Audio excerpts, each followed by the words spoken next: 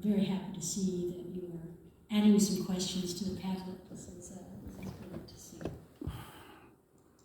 Okay, you're very happy now to see the slide that says last presenter, I'm sure.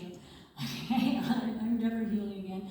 I'm going to talk about social media and new technologies. Are we doing better? By new technologies, I'm going to talk about artificial intelligence, augmented reality, and virtual reality. There are far more things to talk about. These are the main ones that I'll be addressing. I'm going to raise issues and ask questions that I hope you'll be thinking about and trying to answer yourself.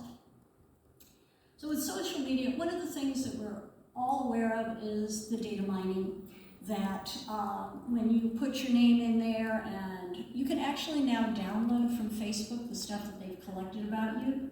You can download it from Google. It's both exciting and scary to see what they've collected, what they know about you. But our learners need to also be aware of this. One of the key things that I like to stress to people is the old new saying, when the app is free, you are the product.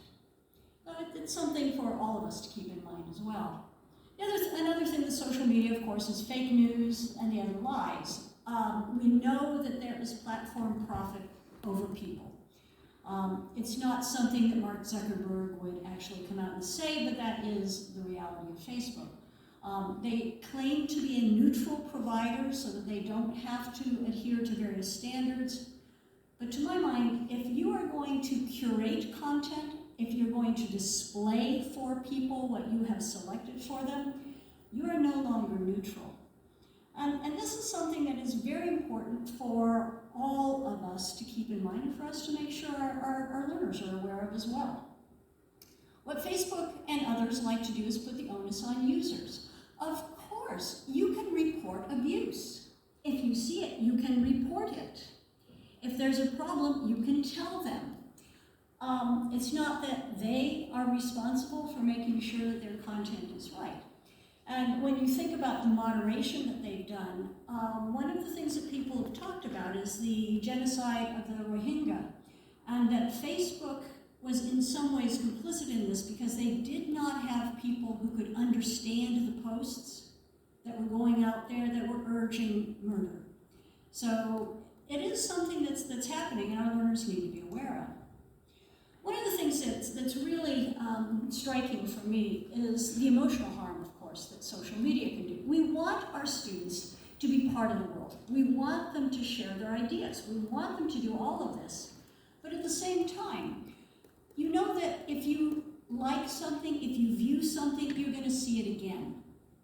If that something was traumatic to you, you're going to see it again. Because you were there once, you'll see it again.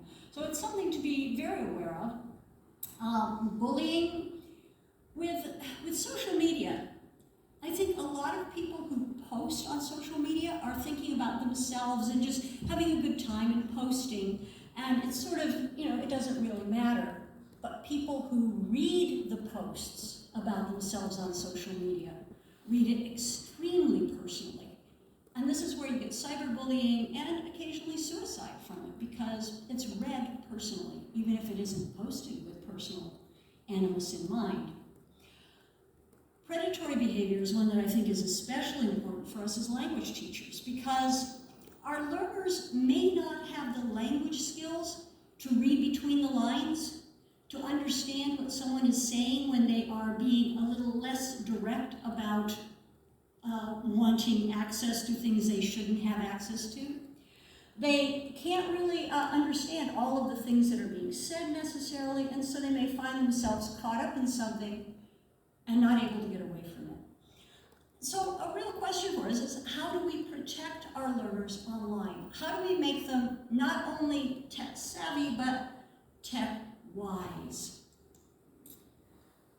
I love artificial intelligence. It's so much fun. But it drives me crazy because for artificial intelligence to work, you need a data set. You need information that serves as the basis for your AI. And so your first question is, whose language? In a way, it's part of what Glenda and others have talked about on this panel already. If your language is not part of the data set, it's not going to be represented. And if you have pronunciation, well, if it's not based on your pronunciation, you're going to be perhaps negatively affected by how it responds to you. Or if your personal target pronunciation isn't what your AI assistant believes you should be targeting, there you are. You're getting what the AI and the developer think you should do. And so one of the questions is, how do we make sure learners understand the limits of AI advice? Now, I mean, AI can be useful too, but I think one of the things with data sets, one more thing with data sets to keep in mind is that data sets that are built from language corpora, and Kaliskan Islam and others talk about this, if it's built from human language corpora, it will have every human bias within it. And your AI will then reflect the human bias that it was built with. Witting or unwitting, we are biased people.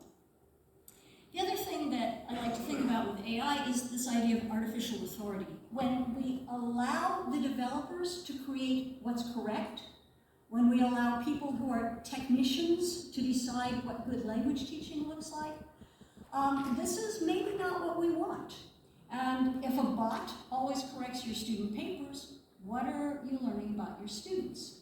However, on the very plus side, using AI to correct drafts of writing may allow your learners to get feedback of some sort on 5 drafts of a paper, where us as teachers, we are not going to read 5 drafts of a paper in order to give feedback before the final draft. So it has some virtues, but how do we balance what it can do with privacy and, of course, equity? If our learners aren't represented, what are we going to do? Now, another thing, I have to admit, I play Pokemon Go. My granddaughter got me into it, and I play it even without my granddaughter playing it with me. So, you know, it's not like I don't like AR. The augmented reality and virtual reality, the thing for us in language teaching is who creates it? Who sets the tags? Now, there is a cool program called Metaverse, which allows teachers, it's geared toward educators. It wants teachers to create AR in their classroom. If the name Metaverse is familiar to you, it's because it's from Facebook. And of course, Facebook will always have our best interest at heart. So, you know, much as I like Metaverse and am trying to learn more about it because I think it's pretty cool as a way of creating AR, I have deep distrust of it. It's free, and it's from Facebook. Okay, when we look at virtual reality, here again we have a question of who is represented. You can see my avatar in Second Life. I look just like her. I mean, young, svelte, you know, well-balanced, shall I say, proportionally. I mean, I can't find somebody old like me, and certainly Heike Phillips swears that it is possible to find fat, ugly, and wheelchair-bound avatars in Second Life. I couldn't, but, you know, maybe I'm just not very good at it. So if you don't have choices of people that look like you, you're working off of someone else's image of what you should look like. And how much control should learners and teachers have over our AR and VR worlds? And I'm not going to get into VR and the expense and the isolating potential of it if you don't have a way of doing VR in a group, but those are other things that one could discuss. How many of these people can you recognize? Can anybody recognize all 4 of them? And you guys don't get out much, do you? Okay, how about one of them? Yeah, you should be able to recognize at least one of these. These are CEOs of major tech companies, Microsoft, Google, Alphabet, which is Google, Facebook, and the desiring to be a tech magnet of Twitter, Elon Musk. So these are the people who are the CEOs. We have 2 Indian Americans, a pale American, and a South African American here. Who is being represented in the executive suite? These are all people with privilege. So people with privilege are being represented. They're all guys. When we look at who's designing, who's creating content, who's creating the tools that we use, this is where I think we have a problem. And as teachers, we need to do something about it. So finally, we can talk about all the different possibilities. And I don't know how many of you may remember educational TV. I don't know if anybody else is old enough here to remember that. It was going to be the best thing for education ever. I learned French with educational TV. But then, you know, it faded from popularity. Microcomputers were going to change education forever for the better. The internet, Mosaic with Web 1, Web 2, Web whatever we're on, all were going to change education and be wonderful. Well, I mean, I've been involved with technology and education since 1984, and tech does not change education. It's people and the way we use technology that create change. As Chris Jones put it, as the title of his 1986 article, it's not so much the program, more what you do with it. If we want control, we want our learners to have control, we need to take control. It's up to us. So thank you very much. Now we'll give you a chance to put in some more comments, and then we'll answer some questions.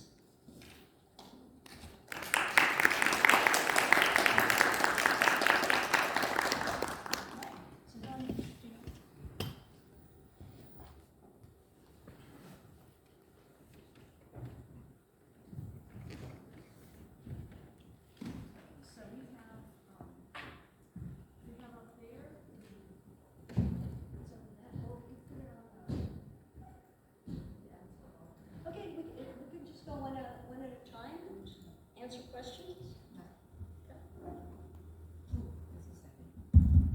Thank you everyone for the question. As you can see in the Padlet, all the questions are very interesting, and I have to apologize if I cannot answer directly, but I'm going probably to select one, and if you ask questions to me, you can read at the Padlet because I have already answered all of them. So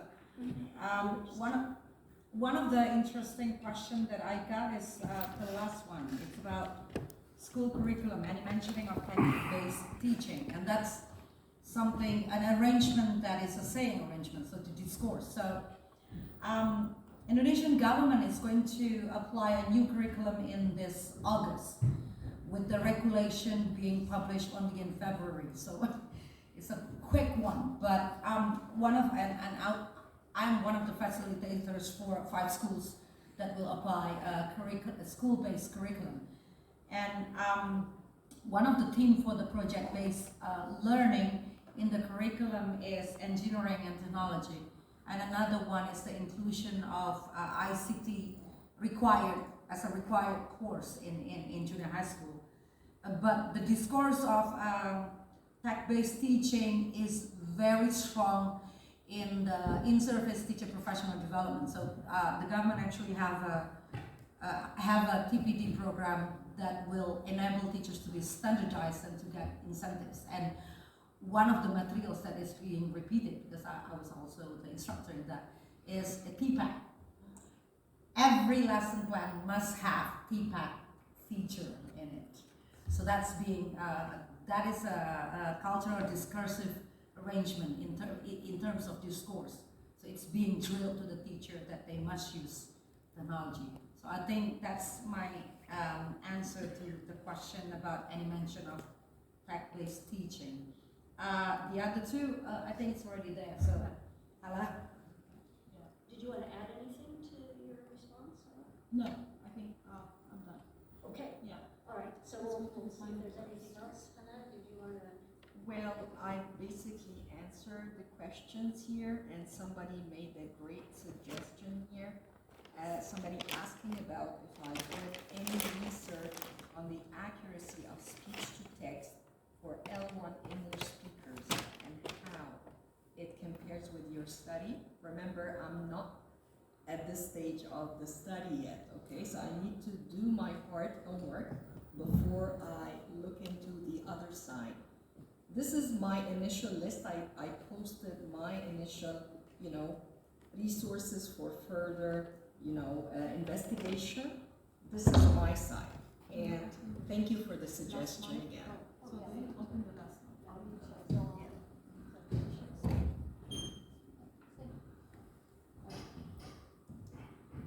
Okay, we were going to do this, but let's skip out of that.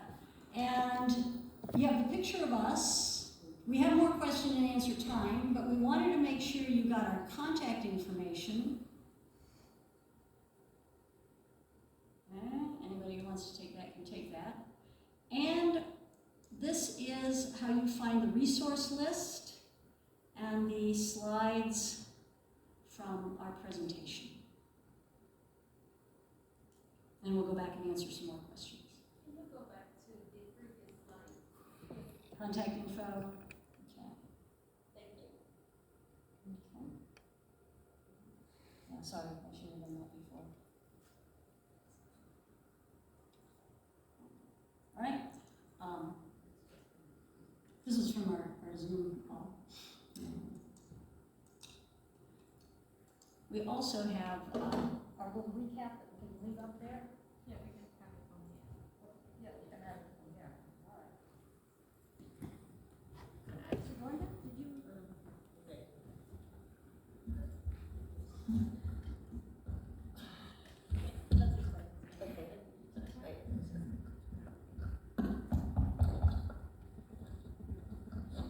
Yes, I will be answering the questions one by one, but I had a question I don't know an answer for, but I wanted to concentrate on the second one that asks me if I can explain the connection of teaching English and fostering local languages and culture. And well, as I have put here, I feel that when we learn English, we can learn English, but that doesn't mean that I have to lose my personal, my social and cultural identity. So I can still keep that while I'm learning a language, right? So I don't need to change my name into another name, or maybe include texts about other cities. Of course, I can show other cities, but why not also maybe the text is in English, but it's about a city in Peru. Yes, and so still I'm learning, so I'm not, it's my identity, my information, but now in English. So I feel that it's important that we do that, yes, and that also validates where we are from, who we are, and it's not just like, okay, it's English, and now we have to talk about just New York or Belfast or other cities and forget the cities that we have and our culture. So basically that. Mm-hmm. Yes, Glenda, I can clearly identify, relate with your situation. By the way, I'm Ruth from Saudi Arabia, and live in Saudi Arabia. We've had the same problem years back, like 10 years ago, driving, the idea that all these driving, smoking, pub, in the textbooks. And then the students and the supervisors would say, haram, that's not right. You should not be showing that to our students. So what the move was from the university was that we contacted publishers to produce Saudi Arabia edition of textbooks, and that is when we were able to teach with openness and with confidence using now we're using OUP, okay, and there's a special edition just for Saudi Arabia students where the culture is represented, it's culturally sensitive, okay. We cut out all the things that are not supposed to be in the textbook. So what I've commented in Glenda's Padlet was that it's an interesting topic, but it's still, I think the role of the institution, the educational institution, as well as the publishers. The publishers, yes. It's really important. The collaboration. Yes, it has to have, we should have a collaboration. Because of course, we would like to see our students being well represented, and not only that, the culture. Okay, the culture. Yes. Teaching. Yeah? Because we can learn English and still feel we are Peruvian, and we don't need to forget where we come from. I I'm Brazilian. We Oh. don't speak Spanish in Brazil. So thanks for showing that.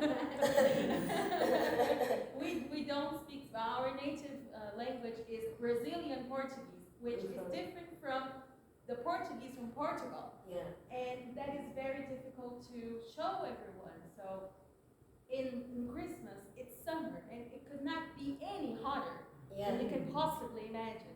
So there is no hot chocolate as well, Well, we or do snow. have chocolate for a Yeah, or pajamas, and so that was amazing. I really liked it, and I relate to that. Oh. And just to follow up, by the way, we drive now in Saudi Arabia. I do. You know what we did again with that big change. So they have to, produce another edition. So there are already pictures in the text of women driving. That's That's wonderful. Wonderful. Yes, I would like to see that too. Are there any other questions from the audience? Yes. Already not before that. No, I have no question. Yeah, the question was, am I currently using Metaverse to teach? I'm not using it yet. I'm still figuring it out. So once I feel like I really understand it, then I'll be able to use it. Because I don't use stuff that I don't fully understand, because I don't want to turn it loose on people and suddenly get surprised by, oh, it does this too.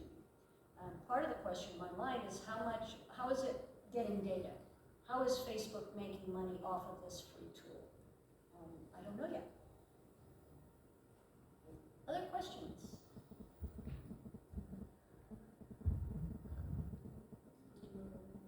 Yes, I've got one question. So where do you go from now? So what's your,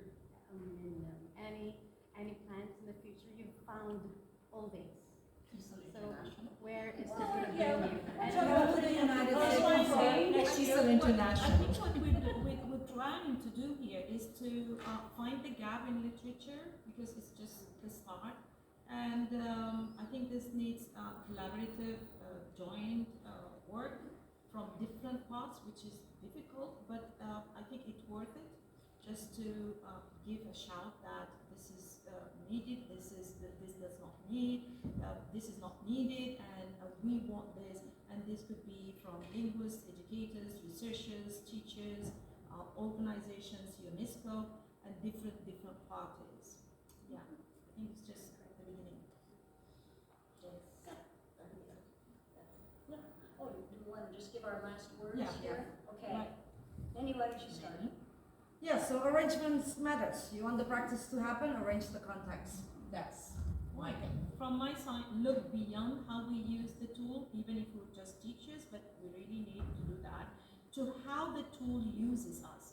And look beyond how the tool uses us to how we can resist, hack, change, or simply prefer not to. Nice. And from my side, just because something does not do what we planned to do, or planned it to do, does not mean it's useless. So still, I got hope that we reach somewhere when it's just right, and see how it takes us. Thank you.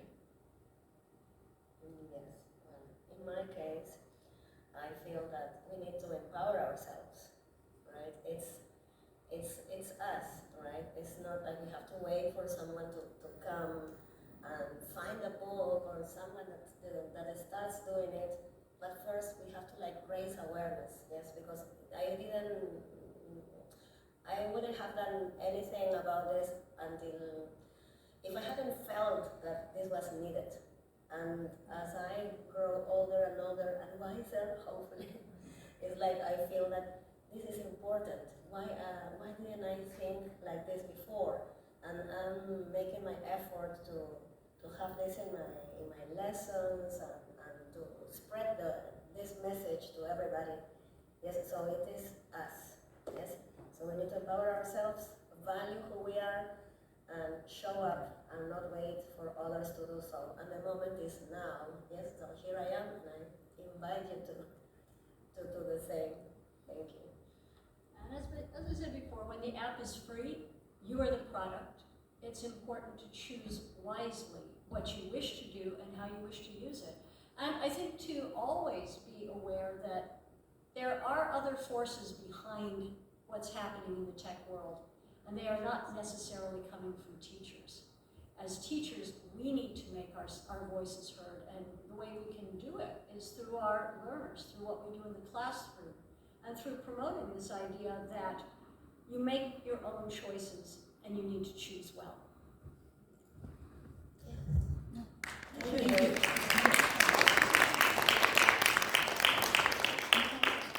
Oh, we have a question? No, sorry, could you just show the slide, the link to the slides, please? There's links to the slide, yeah. Oh, okay, yeah, go ahead. Thank you. I just put two resources here. Where is our picture?